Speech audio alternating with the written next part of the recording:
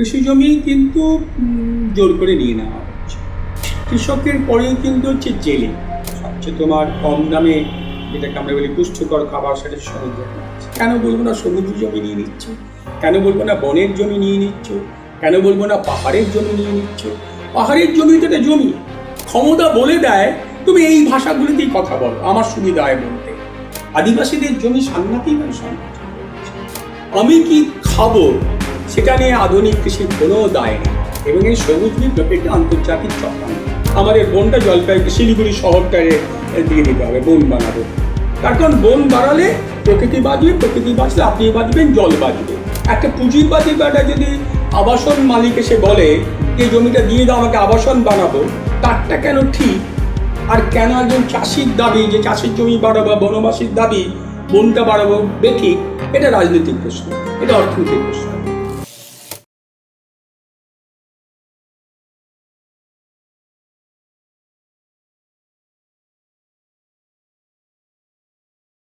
আসলে এটা নির্ভর করে সেই দেশটার ইতিহাসের উপরে আর কি। কারণ তুমি যদি আজকে যে দেশগুলো একসময় উপনিবেশ ছিল, এখনো নয়া উপনিবেশ আছে, সেই সব দেশগুলোতে কৃষি প্রধান দেশ, শিল্প প্রধান দেশ নয়। তার কারণ হচ্ছে একটা দেশে কৃষি হবে না শিল্প হবে, শিল্প প্রধান দিক হবে না কৃষি প্রধান দিক হবে, সেটা তো সবসময় সেই দেশটার উপর নির্ভর করে না, সেই দেশটার ইতিহাসের উপর নির্ভর করে। যেগুলো এক সময়কার উপনিবেশ ছিল, ভারত যেমন ব্রিটিশ উপনিবেশ ছিল ইংরেজ শাসনে। সুতরাং আমরা শিল্প কৃষি এই বিষয়ে আমাদের নিজেদের দেশের মানুষের কোনো মত ছিল না। শাসকরা যেভাবে দেশটাকে সাজাতে চান সেভাবেই সাজানো হয়েছিল। শাসকরা নিজেদের দেশগুলো শিল্প উন্নত করতে চেয়েছিল, আর সেই শিল্পের কাঁচামাল পাঠানোর জন্য বা খাবার যোগান দেওয়ার জন্য উপনিবেশগুলোকে কৃষিতে সাজিয়ে দিয়েছিল। ফলে এইটা নির্ভর করছে যে যারা শাসক তাদের উপরে। স্বাধীন দেশও তাই, ধরো তথাকথিত স্বাধীন দেশও তাই। একটা দেশের শাসকরা কি চান, তারা যদি মনে করেন এই দেশটাকে শিল্প প্রধান করবেন এবং শিল্প প্রধান করলে বাইরে সেই শিল্পদ্রব্য পাঠাতে পারবেন, তাতে তাদের লাভ হবে, দেশের অর্থনীতি লাভ হবে বলে তারা মনে করছেন, তাহলে তারা শিল্পে সাজিয়ে দেবেন। এখন এইটা না সত্যি সত্যি দেশের সাধারণ মানুষের হাতে নেই, সেই দেশটার অর্থনীতিতে তারা শিল্প প্রদান করবেন কি কৃষি প্রদান করবেন, এটা শাসকদের উপর নির্ভর করে। আর শাসক যদি সাধারণত যদি পুঁজিবাদী শাসক হন, তাহলে সে পুঁজির দিকটা দেখবেন, পুঁজির দিকটা দেখলে শিল্পের দেখবে। কারণ আমাদের পুঁজি যারা মালিক তাদের প্রধান বিনিয়োগটা শিল্পে। তারা তখন বলবে যে শিল্পী উন্নত দেশ হোক, তখন শিল্পটাকেই প্রাধান্য দেওয়া হবে। ফলে এটা খুব জটিল প্রশ্ন যে কোনটা ঠিক আর কি। এখন সাধারণ মানুষকে যদি বলো, তারা বলবে আমার তো দুবেলা খাবারটা আগে দরকার, তাহলে খাবার যেখানে হয় কৃষি সেটাতেই প্রাধান্য দিই। বা যদি কেউ বলে যে না আমাদের দেশে বেশিরভাগ মানুষ কৃষিতে নিযুক্ত আছেন, তার আয়টা কৃষি থেকেই আসে, তাহলে আমরা বলবো তাহলে কৃষিতে জোর দাও। ফলে এগুলোর একটা নির্দিষ্ট কোনো উত্তর নেই। প্রশ্নটা কে করছে, প্রশ্নটা কেন করছে, বা আমি আর একটু জোর দিয়ে বলবো প্রশ্নটা রাজনীতিটা কি। প্রত্যেকটা প্রশ্ন একটা রাজনীতি থাকে, এই প্রশ্নটা কোন রাজনীতি তুমি করছো। তখন আমি বলবো যে যদি পুঁজির রাজনীতি থেকে বলো তাহলে শিল্প প্রধান, আর যদি বলি সাধারণ মানুষ তাদের কাছে খাওয়াটাই বড় কথা, একটা বাড়ি, গ্রামে একটা বাড়ি থাকা বড় কথা, একটা মোটামুটি একটা সংসার চালানোর মতন একটা জায়গা তার অর্থনীতি দরকার, সেটা কৃষি থেকে আসবে। এখনো আমাদের দেশটায় বেশিরভাগ হচ্ছে গ্রাম, সেখানে কৃষি প্রধান, তারা চাইবে যে কৃষিতে যোগ দেওয়া হোক, কৃষি প্রধান, বুঝতে পেরেছ? ফলে এটা একদম রাজনৈতিক প্রশ্ন, কোন রাজনীতিটার আধিপত্য বিস্তার করছে, জনগণের রাজনীতি, তলাকার রাজনীতি, না শাসকের রাজনীতি, উপরকার রাজনীতি। সেইটা দিয়ে ঠিক হবে যে এই প্রশ্নটা যে অর্থনীতি প্রধান, অর্থনীতিতে শিল্প প্রধান না কৃষি প্রধান।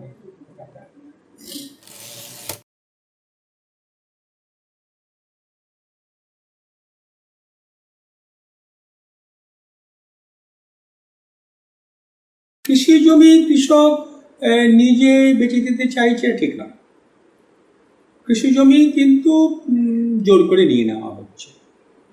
আমি একটা পর একটা বলি, ধরো এখন সবচাইতে বেশি কৃষি জমি নিয়ে নেওয়া হচ্ছে খনি বানানোর জন্য।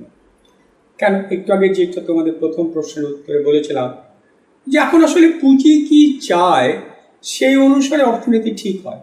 এখন পুঁজির একটা বড় বিনিয়োগ হচ্ছে খনিতে, খনিজ সম্পদে। সুতরাং তারা খনি চাইবে, খনি চাইলেই তারা হাত দেবে হচ্ছে কৃষিতে, কেন কৃষি জমি নিচেই খনিটা রয়েছে। ফলে কৃষকের কি নিজে থেকে বেঁচে দেবে, না তার উপরে জোর করে এটা নিয়ে নেওয়া হচ্ছে।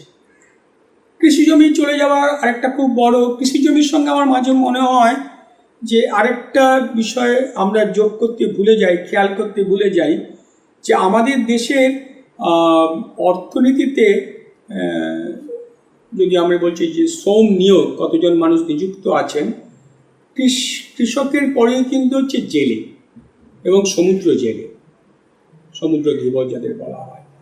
তাদেরও কিন্তু জমি আছে, সেটা কৃষি জমি মতনই গুরুত্বপূর্ণ জমি, কিন্তু আমরা এই কথাটা কেউ খেয়াল করি না যে তাদের জমিটা গুরুত্বপূর্ণ।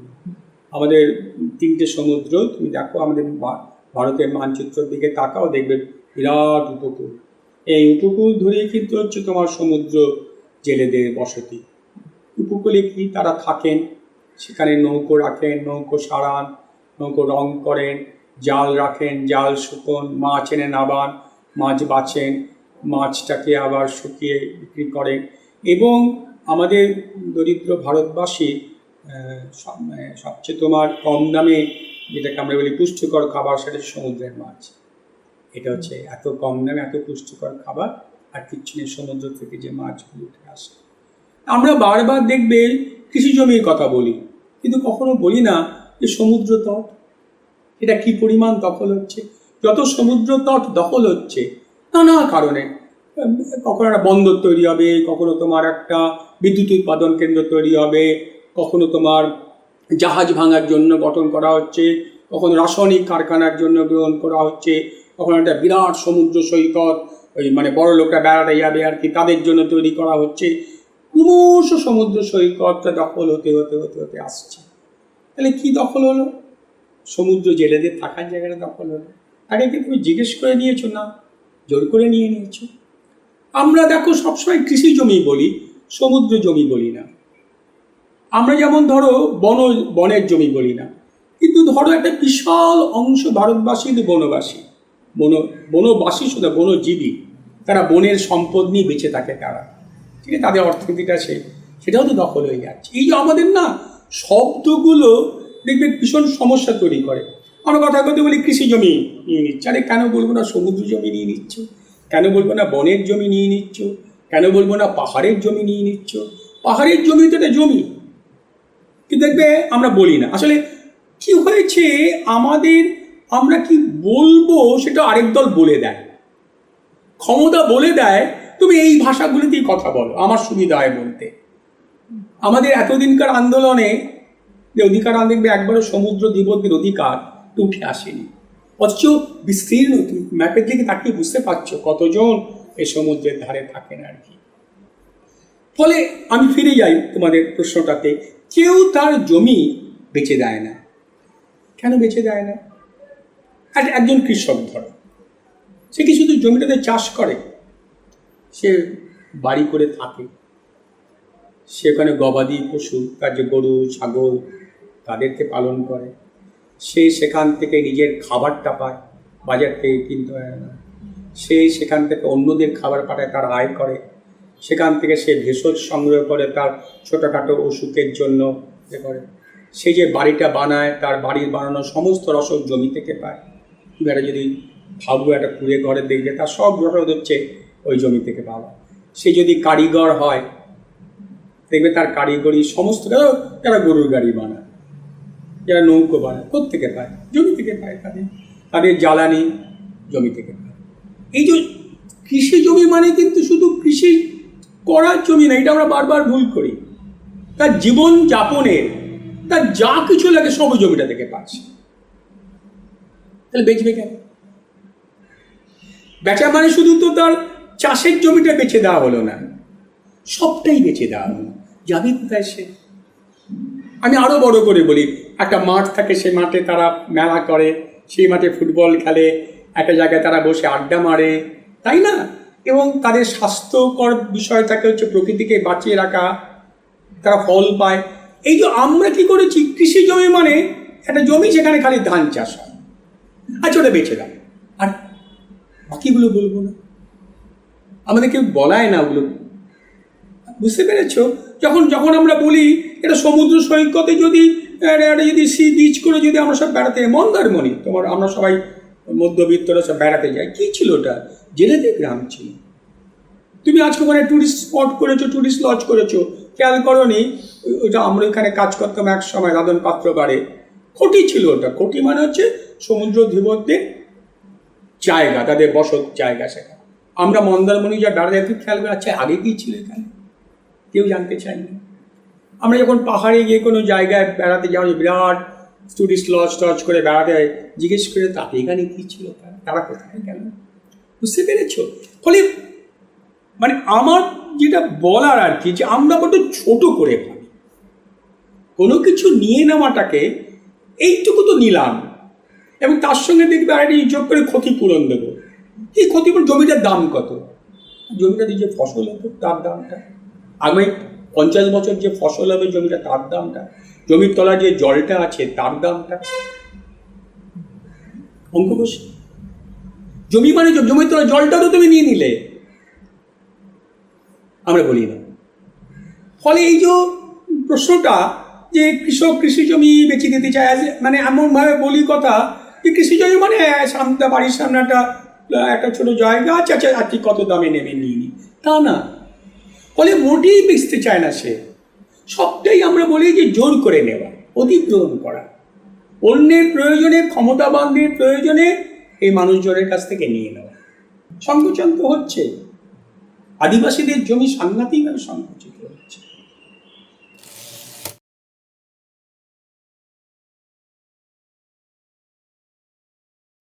হ্যাঁ হয়, আধুনিক কৃষিতে নিশ্চয়ই বেশি জমির প্রয়োজন হয়। কে বললো যে আধুনিক কৃষিতে বেশি জমির প্রয়োজন হয়? অল্প কৃষি জমিতে বলে যে কৃষি জমি অল্প হলেও হয়, তার কারণ সেখানে আধুনিক প্রযুক্তি। না না না না না, তার সঙ্গে জমির কোনো আধুনিক প্রযুক্তির সঙ্গে জমির পরিমাপের কোনো সম্পর্ক নেই। বীজ দিয়েও সম্ভব হয়, ফলে জমি যে বেশি লাগে তা না, পুষ্টি জমি বেশি লাগে। এই আকাশে হয় না। সে তুমি আধুনিক প্রযুক্তি দাও আর যাই দাও, তোমার তাহলে জমি লাগবে, তুমি তো সেখানে প্রয়োগ করবে। তুমি বলতে পারো যে মাথা পিছু উৎপাদন বাড়ে কিনা, জমিটা তো বাড়ে। তুমি বললে যে এইটুকু জমিতে কৃষক যখন চাষ করতো তখন হয়তো 5, আমি বলছি তোমার মন ধান হতো। আজকে যদি আধুনিক প্রযুক্তি নিয়ে আসো তাহলে সেখানে হয়তো 10 মন ধান হবে। তার মানে সে এই অঙ্কতে সে জমি কম নেবে না, বড় উল্টোটা জমি বেশি নেবে। কেন বেশি নেবে? তার কারণ আধুনিক কৃষি হচ্ছে বাজারমুখী কৃষি। যেমন ধরো আজকে ভারতে যখন তুমি আখ চাষ করছো, মানে জমির পর জমি, জমির পর জমি, জমির পর জমি শুধু আখ করে যাচ্ছ। এই যে তুলো চাষে আত্মহত্যা করছে, জমির পর জমি, জমির পর জমি, বিস্তীর্ণ তুমি তুলো চাষ করে যাচ্ছ, তামাক চাষ করে। আধুনিক কৃষি হচ্ছে বাজারমুখী, আধুনিক কৃষি হচ্ছে বাজারমুখী কৃষি। আমি কি খাবো সেটা নিয়ে আধুনিক কৃষির কোনো দায় নেই। আধুনিক কৃষির দায়টা হচ্ছে এটা শিল্পের রসদ, কাঁচামাল, তামাক, আখ, তুলো, বিস্তীর্ণ অঞ্চল। এবং এই যে এবং তুমি যদি আত্মহত্যার, কৃষক আত্মহত্যার তালিকা অঞ্চলগুলো দেখো, সেগুলো হচ্ছে ওই বিস্তীর্ণ অঞ্চলের কৃষক করেছে। বাণিজ্যিকীকরণ, কৃষির বাণিজ্যিকীকরণ, বুঝতে পেরেছ? ফলে এটা নয়, এটা ভুল ধারণা যে আধুনিক প্রযুক্তি কম জমি চায়। আধুনিক প্রযুক্তি অনেক বেশি জমি চায়। তার কারণ হচ্ছে আরেকটা বড় কথা, তুমি মনে করো যে আমি যদি মনে করি যে এই ছোট্ট অংশটাতে আমি এই বিনিয়োগ করে এত পরিমাণ চাই, আমার তো ইচ্ছা হয়ে পাশেরটা নিয়ে নেওয়া। কারণ পুঁজির তো আর মুনাফার সীমা নেই। আমি যদি মনে করি আচ্ছা এই জমিটাতে আমি 10 টাকা, আগে 5 টাকা কৃষক পেত, আমি 10 টাকার উৎপাদন করছি, আমার তো লোভ বাড়বে, তাহলে পাশেরটা নেবো, 20 টাকা হবে, তার পাশেরটা নেবো 30 টাকা হবে। পুঁজি তো থামে না, থামলে সে পুঁজি নয়। পুঁজির কাজই হচ্ছে অনন্ত বিনিয়োগ, অনন্ত মুনাফা। যে পুঁজি অনন্তর বিনিয়োগ, অনন্ত মুনাফা থেমে যায়, সে পুঁজি নয়। এই যে গল্পটা বলা যে আমাদের কৃষকদের যা উৎপাদন করে যদি আধুনিক প্রযুক্তি নিয়ে আসি তাহলে বেশি উৎপাদন করবে, এটা দিয়ে সবুজ বিপ্লবের গল্পটা শুরু হয়। এবং এই সবুজ বিপ্লব একটি আন্তর্জাতিক চক্রান্ত। এবং তখন আমরা ছাত্র অবস্থায় ছিলাম, যখন সবুজ বিপ্লব আসছে, তখন আমরা যে কথাগুলো আমাদের রাজনৈতিকভাবে বুঝেছিলাম আর কি, এই আধুনিক কৃষির গল্পটা, সেটা এখন সব ফলে যাচ্ছে। যে জল কমে যাওয়া, অসুখ হওয়া, কৃষি ফসল কমে যাওয়া, এইগুলো কিন্তু তখন আমরা বলেছিলাম। এই সবুজ বিপ্লবের পিছনে যেটা আন্তর্জাতিক পুঁজির যে একটা বিনিয়োগের গল্প আছে।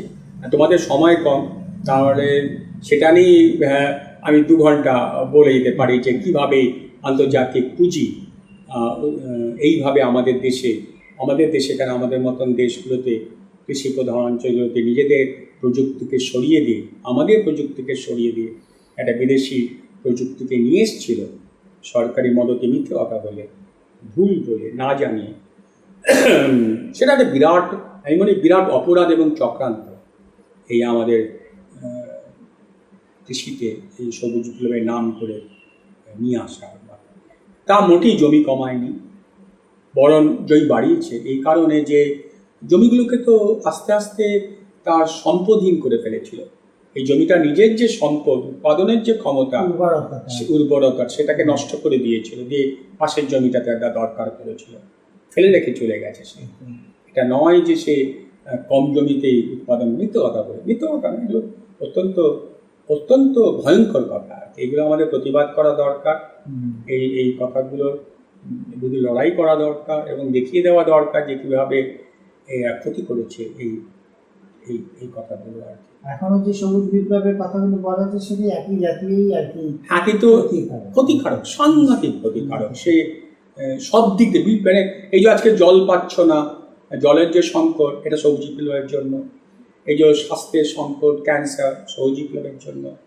এই যে চাষি তার নিজের বীজ হারিয়ে ফেলেছে, যে বীজ জল ছাড়া হতে পারে না, একটা বিশেষ ধরনের রাসায়নিক সার ছাড়া, রাসায়নিক কীটনাশক ছাড়া হতে পারে না, এটা এই অবস্থার জন্য আমাদের দেশে হাজার হাজার রকমের বীজ ছিল। কেন আমাদের যেহেতু প্রাকৃতিক নানান রকমের বৈচিত্র্য ছিল আর কি, নানা ধরনের মাটি ছিল, নানা ধরনের উচ্চতার মাটি ছিল, নানা পরিবেশ আবহাওয়ার মাটি ছিল, সেহেতু আমাদের বীজের ধরনটা সেই রকমই ছিল।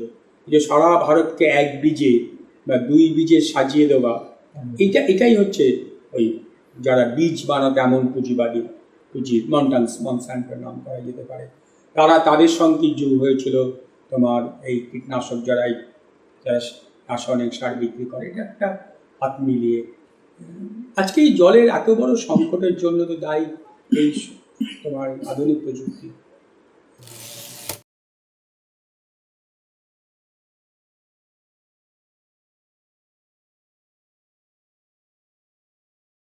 প্রশ্নটা কি জানো তো, কে চাইছে?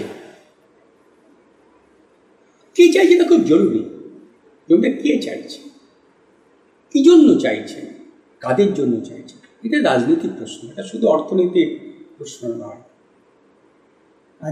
আমি যদি আজকে যদি আমি সিংহ নন্দীগ্রামে একটা প্রশ্ন করেছিলাম, আজকে যদি আমাদের এই দক্ষিণ 24 কৃষকরা বলে আমাদের কৃষি জমি কম পড়েছে, আমরা একটু স্প্যানেড অঞ্চলে একটুখানি চাষ করতে চাই, একটু ভেঙে দিয়ে একটুখানি মাটি করে দেবেন, আমরা চাষ করব,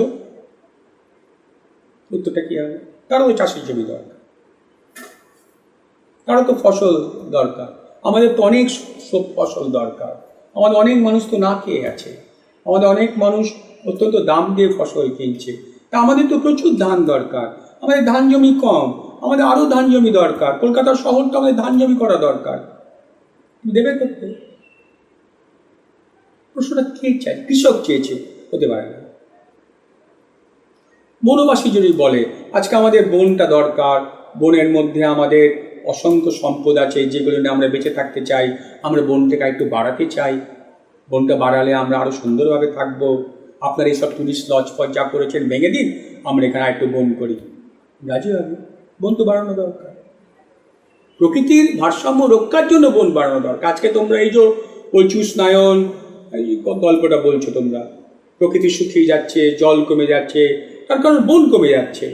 আজকে যদি বনের মানুষরা বলে, বা আমরাও যদি বলি যারা মনে করছি উষ্ণায়নের বিরুদ্ধে হচ্ছে, বন বাড়ানো দরকার, আজকে আমরা বললাম আমাদের বনটা জলপাইগুড়ি শিলিগুড়ি শহরটারে দিয়ে দিতে হবে, বন বানাবো, দেবে তোমরা? মনে করবে ঠিক যে চাহিদা?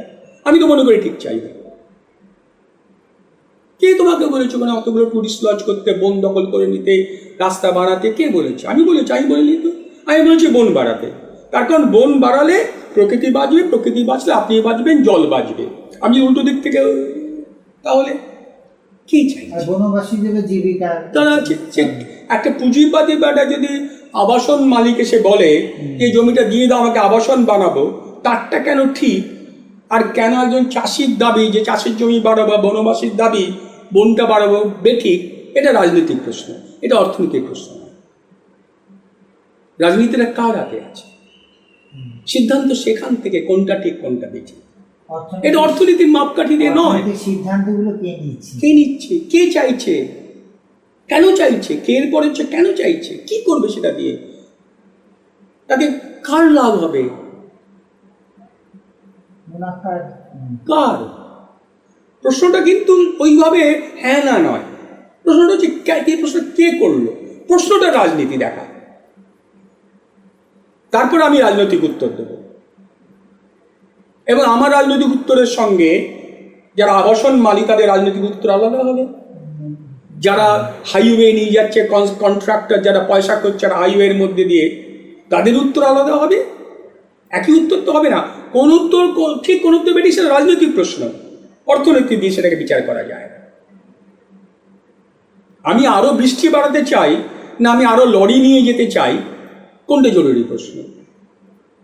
আমি আরো জল বাড়াতে চাই না আমি আরো রেড লাইন বাড়াতে চাই, রাজনৈতিক প্রশ্ন, অর্থনৈতিক প্রশ্ন।